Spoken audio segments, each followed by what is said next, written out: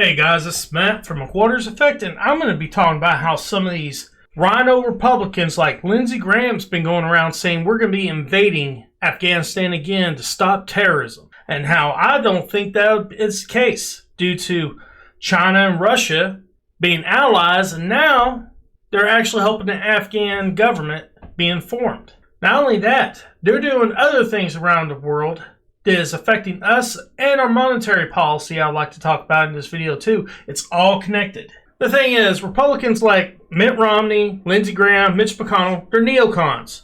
They're establishment Republicans that are been bought off by the military-industrial complex. Companies like Boeing, Lockheed Martin, and so on and so forth. That's the reason they want to stay in Afghanistan and Iraq, because they're making money off it. It doesn't have anything to do with terrorism or anything else like that. Now, there is one thing that Lindsey Graham said that he's 100% correct. I don't understand why we did it. Is when we left that Air Force base in Bagram. It's $1 billion Air Force base. You should have destroyed that sumbitch before you left. Why would you leave that for the Chinese to take over? Because that's what they're going to do. They're going to take that thing over. The Taliban have no need for it, so the Chinese are going to take it. It's probably going to be where their base is going to be at when they start getting all those precious minerals out of Afghanistan. I mean, they don't even have to build anything. Thanks, Joe Biden, for leaving this for us. Thank you. I mean, they're a bunch of damn idiots. And the main reason we're not going to be going back in Afghanistan is because of this. The Taliban announced its formation of government and name acting prime minister. They're forming a government, and they're being supported by quite a few other countries. China and Russia's a few of them. And then there's these guys as well. Starting from the upper left corner, that's Turkey, China, Russia, Iran, Pakistan, and Qatar. The ones that really funded the Taliban in Afghanistan was Pakistan, who actually we fund. I don't know why we're funding them, but we do, and they use that money to actually fund the Taliban. Another country that funds the Taliban as well is China. It's for the Belt Road Initiative. That's the reason China is being allowed in there. Because they want to do trade there, and they also want to get the precious minerals. Now, the kind of minerals they got there is mostly lithium, which you're going to need for electric cars. Now, what I find interesting is Joe Biden announced that the United States, by 2030, he wants half the vehicles in the United States to be electric vehicles that are sold. Well, at that point, if you're going to do that, you need a lot of lithium. Well, guess where we're going to be getting our batteries from? China. That's not a coincidence. Nothing about any of this is coincidence.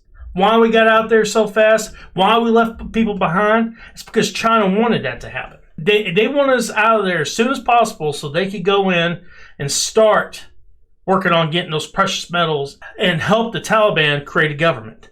That is the reason we had to leave so fast. And when it comes to Russia, they've been doing some interesting things around the world as well. As inflation skyrockets in the U.S., Russia and Saudi Arabia signs an agreement ending the petroleum dollar, putting the U.S. dollar and economy at even higher risk. Now, guys, I've kind of went over this before, but this is a substantial story. I don't even understand why the mainstream media and anyone else is not talking about this story. Now, for you to understand what's going on here, you got to remember history. About 50 years ago, the United States signed a similar contract with Saudi Arabia, where we would help them militarily and we would protect them as long as we could buy oil with the U.S. dollar. And that's when the petroleum dollar was born.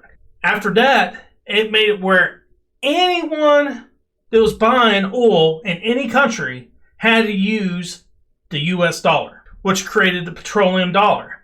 And that's when we got off of gold standard and got to the economic system we're in now in the United States, where the dollar is backed up by pretty much oil. Well, they have just signed a similar agreement with Russia. The other thing is about the petroleum dollar agreement we made with Saudi Arabia. It was the most significant thing that happened to the USSR that actually brought them down more than anything else. Yes, Reagan helped a lot with some of his economic sanctions, but his economic sanctions wouldn't have worked without the petroleum dollar. Because at this point, this is how it works. Whenever another country wants to buy oil from like Saudi Arabia, what they have to do is come to us, the United States, give us their money, which if it's Russia, it'll be, I believe, the ruble, and we'd have to convert it into dollars. Thus, that makes the dollar stronger and that weakens the ruble. Well, back when it was called the Soviet Union, they had issues with doing that because there was so much sanctions we had on them, they couldn't make those trades. So thus, it was hard for them to actually get oil other than oil that's actually in their country. And that's the reason they had an economic collapse that they did, and the USSR went away. The fact is, Russia is playing that game against us now. And this is just the beginning of it. Now, the US dollar has been going down in value for a while now. It really began in early 2000s whenever BRIC was started. Now, BRIC is a formation of countries. It is Brazil, Russia, India, China. And later on, South Africa joined. Now, there's other countries have joined as well. The reason they made this is so they could trade with each other without using the dollar. Now, they couldn't trade oil because no matter what, you have to use the U.S. dollar to trade for oil. So when that started happening, it started affecting the U.S. dollar. That's the reason prices started going up, and you had a larger amount of inflation. You actually have inflation going up faster than the people's wages are going. Whenever we made that agreement with Saudi Arabia, actually, wages were going up faster than inflation. And that's why the 80s and 90s were as good as they were when it comes to the economy. The economy started getting not very good in 2000s due to BRIC and what they started there. And now you got these agreements with Saudi Arabia, and there's another country they signed a similar deal with, and that is Nigeria. Now, why is that so impactful? It's because Nigeria is also an OPEC country, just like Saudi Arabia is. The thing is OPEC is a collection of countries, not only Saudi Arabia, Nigeria, Qatar, so on and so forth. There's, I think, about 7 or 8 countries in there. Venezuela is one of them. And they're a joint collection of countries that are that sell oil. And they're the ones that really determine what the price for oil is around the world. OPEC does. They have that kind of power because they're some of the richest countries in the world as well when it comes to oil. In order for the petroleum dollar to completely be destroyed, all these countries are going to have to make this deal with Russia. And you already got 2. You just need about 6 or 7 more. And you're going to see massive inflation in the United States at that point. Because at that point, you're going to see us having to buy our own inflation back. Because how we keep inflation from really affecting the United States is we sell it. We sell it to like Japan and China. They buy it and they hold on to it and they'll use it to buy other stuff. But if something happens and the value of the dollar starts going down, at that point they want to get rid of that because it does not worth what it was. So the only country that's going to be willing to buy it is probably the United States, because at that point, if it's gotten to that point, the dollar's done anyway. So we're the only ones that can buy it. And at that point, they're not going to accept the dollar. They're probably going to ask for gold. Which also explains in the last year and a half or so, the United States has been buying tremendous amount of gold. And it's also why the United States and China's been buying a lot of gold too. And I'm blaming both these countries. They've been keeping the value of gold down on purpose, so they can get as much gold as they can purchased and into their countries. And that's what the United States is going to use to hedge their bets to put to back the dollar after if it collapses because the petroleum dollar is done.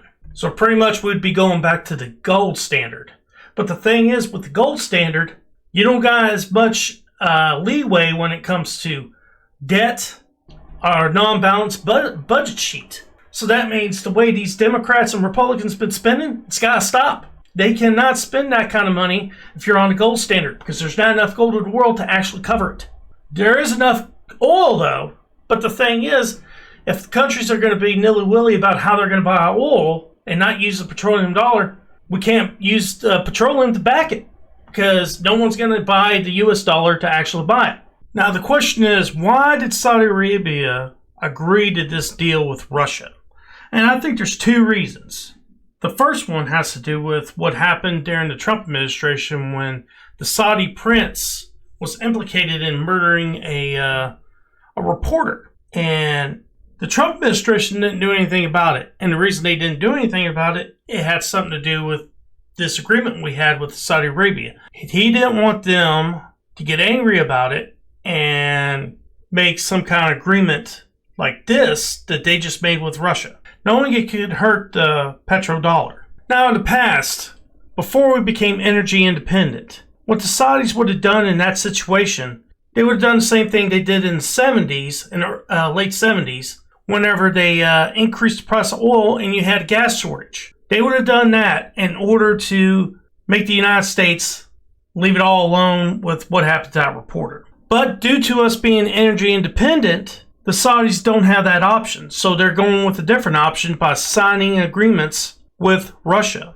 Now, another thing that also made this happen is Joe Biden making it where some of the 9/11 report is unclassified when it comes to the Saudis' involvement in 9/11. Now, we all know there's, I believe, 18 out of 19 of them were from Saudi Arabia. Not only that, we know the Saudis were actually giving money to Al-Qaeda. And the reason they were giving them money is not because they were funding them to do terrorist activities against the United States and Israel. They were funding them to make them leave them alone. It was pretty much bribing them, hey, you bother other people, you leave us alone. But I'll be quite honest with you guys. This is already known. So I don't see it as a big of an issue as the Saudi prince issue was, but it's still an issue and still a reason for them to actually go ahead and make this contract with Russia. But in a nutshell, in my opinion, what's going on in the United States with its economy and the situation going on in Afghanistan, as well as the rest of the world, has been orchestrated by China and Russia. And the reason I'm saying that is obvious because of all the economic deals they have been making with, first with the Taliban, because China wants those precious metals so they can make those batteries and make tons of money off of it. And then when it comes to the oil, Russia's plan is to destroy the dollar. And China has the same plan as well. They're just going about it a little bit different way, but they're working together to do so. Then you have all the precious metal sites in South America. Every single one of them's been bought out by China. So all those precious metals out of South America is going straight to China to build circuit boards, lithium batteries, windmills, so on and so forth. And the United States is just allowing all this stuff to happen and not trying to get into the game themselves. They're allowing China and Russia become the premier economic powers of the world, and the United States is going to go back into just being a service industry country. That's where Joe Biden's leading us to. A service industry economy. I'm sorry, but a service industry country is second world, maybe third world country. That's what we're going to turn into if we don't get off our ass and do something and get a president in there that cares or is not bought out by China and Russia. That sounds pretty...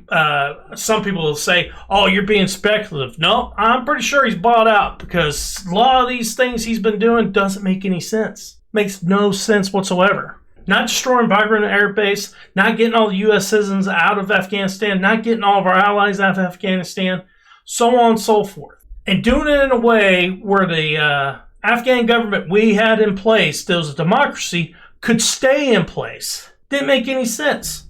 It's like he thought of it as a Band-Aid and just ripped it off and said, it's good enough. And not talking to the Saudis about the agreement they made with Russia and convincing them they need to stick with the agreement they have with us. He has done nothing when it comes to that. Which all that happening leads you to one conclusion. He is sold out to Russia and China.